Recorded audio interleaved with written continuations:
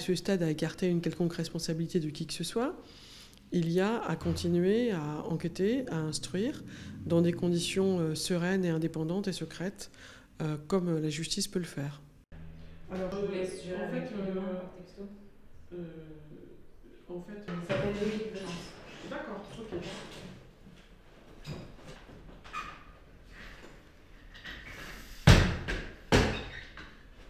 Je suis tout à fait étonnée que le Premier ministre ait pris la parole aujourd'hui.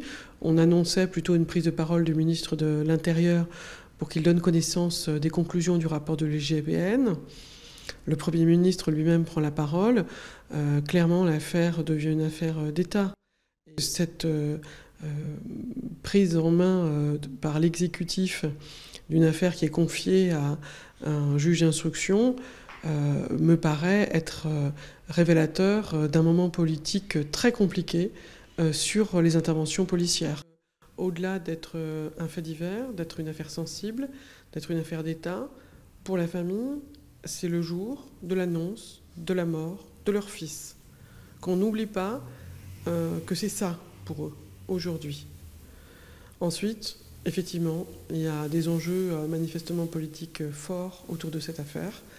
Mais pour eux, c'est d'abord un jour de chagrin immense, de douleur.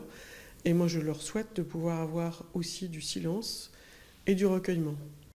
Ce rapport est pour eux, évidemment, extrêmement difficile à entendre. Évidemment.